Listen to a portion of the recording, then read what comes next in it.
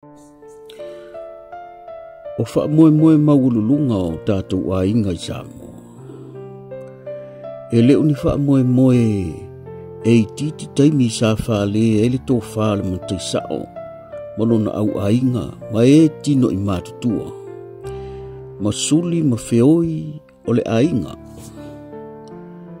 E le titi se taimi e talanoa ina e talanoa ta i tausanga. E ona tuutaru sanga lea i le atua. Ina ia alofangia ma whaataunu uina wha moenga. Ua manatu ia ile matai sao ma le au ainga. Ia po matai o lo tausia le ainga i Samoa.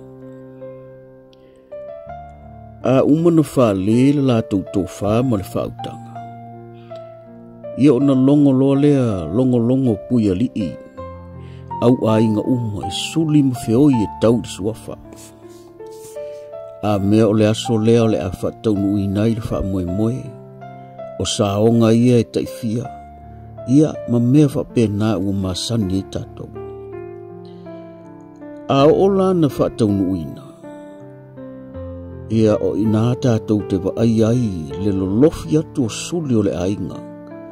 So se vaenga le lalolangi e maisia i la tau o tātou ia ai tau malele atu i whafu.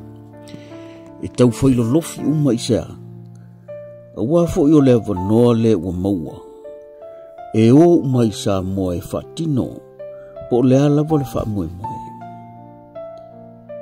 E wha pēnā fōlingo le aso lea i le aingo lo to lua ia sau. Ina ua tau lau o le wha moe ua tali fo i le atua. O le aso lea o le a wha peo na wha fotu tupu ai pe wha fotu o lii. Le suafa masoe o le matua ia o asau. Ia le ngata fo i lea o le wha fotu o le wha ulu po o le wha vātai.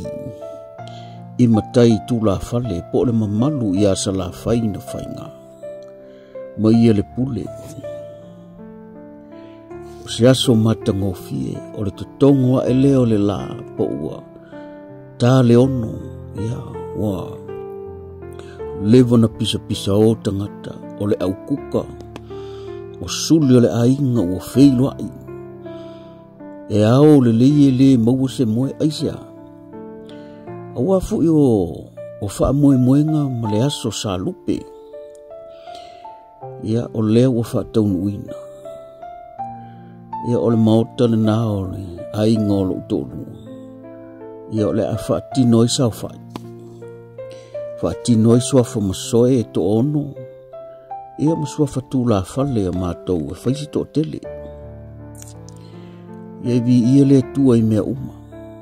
Le ngata i lea i o le tō whae le sao. Le ftalenga ia e te pō. O wa o le e te pō ia sau tasi le suafa maulunga. I tūlanga tau isa la whai. Ia o lana whautanga lea ua whaatino le wha moe lea. Ia ma e tino mātua o le ainga ma matai o le ainga. Ia e fia whaia ni matai e tau tuaina le ainga o le nuu ma le kalesia. Ia ele ngata i lea o wawanoa ia ua tā lai mai suli o ainga. Ina ia maua wawanoa e o atu e whaatino e mene o sau whai. Mai manatu foi. E whaapea uma ainga uma. Ato e manatu i aso o tātou mātua. Ia ua wha ilangi. Peisa wha solo mai lavo le matai sao e tō tasia. Sau tō lua.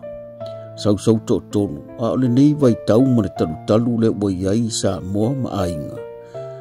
Ia ua palasia ai titia. Ia ole 5 se laungofo. Po ole a lavo le sofa sao le ainga. Ia a pa u mai lavo le 5. A ua whai mea mai lavo i lunga se lau. O nga ua kukupu ainga. Ua po kele suli o ainga. Ia ua whai lava ina ia kofu sia ua o ki karikong. O le vaenga tonu lea o lea sa whapeo na tele i whamasinonga i aso tua ama ma tua uana. A ua fo e tasi ale no fo e whiriwhiri. Ia a lewa e ola le ainga. Ia o na mauola tua i ngā mea nae. A whai e umiso i fuol tangata lea ua le a nofo. Ia e malili umai le to tele ala ya e ngal to tasi ya o le nei vai tau ma le mea le ua iai le alunga o le soifuanga i Samoa. Ia ua whaatino ai tausanga uma wha moe moe ngau ainga ia e mai se suafa maululunga o ainga. Wa sola sa whainga tāna tala ia le vai taimire nei ia na utala no atu le fui tātou te sila fia uma mai loa ia ato i titi ano fo sa o le 5 se lau. O le 5 se fu ia e whai kau se lau o vailu.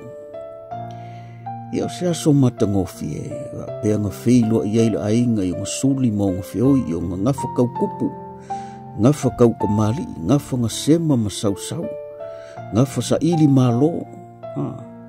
Ia o kau whai o mai ia o aise a le whiwhia. Ia o e whilo i eika ngaka o lewa nga vala-vala. Ia o aso whapenga i e whilo i eika. Ia e kai pe ia o me ia o aso e maliu o tangata. Ia ko a whilo ia a inga i aso. Ia ua maliu ka ngaka. Ia e sidi ai la ia ua aso i o saufa. Ua o le whilo i ka ngaka e le se su maliu. Ia o le whaasolonga ku ngā o le o makai umangei le ia la whaisau wha. Le ua whaaudioli. Ia o le kai mine le piko a ka le ongor kai au le la whaasolo le whiko. A o le valu le kai miku po inga o le whaakingo i makai. Ia e kele kala kuu i le fioanga o asau. Tasi le fioanga e longolongo au nga kala kuu. Ia ma mea fo ina tutupu ai. Ia e iai o nga vaika ele, e iai fo itala anga o vaika ele. Ia wa o le vaika ele le langi ele pese le ma le vi i asau. Le iai upu whaapea o au nei o sina whaananu. Na o sau te utu vai o te whaalanu ai. O ita o se taipapau. E le lilo e le nanu, e le lanu. O fiso ma tele a sau. Na o na angi ai le tautau. Ia tasine na vi i le wolongolongo ai le vai taude nei. Ia le ngate leo lana malae. I matia i tu au. Kele kalaku e mawai. Ia ma isi mau kalaku ia o te loa e se taimi e whaakingo i lea me kalakala e talakala ai ina ia mau ai fōri sila fia i nisi ia o le whaasolonga la ngai ringi kai hao maka ngofia ia a maka mea umai le anga le lei o le tua ia whaai ufo i le lofo le tua kasi ngā masoe Oisi wae ngare ko ongo am soe ye fai. Ia au lesi kourus fun monkopu. Ile fase fulu. Ia makai kula fale. Ia o le wha pupu unga o wha rupenga o asau. Ia o le fio mai o ainga. Le makua ia masoe marisunga ia kufunga. Ia wha pesa la whainga. Le wha le fia marisi o le whangua i kua lai lua. Ia maupu ia asau le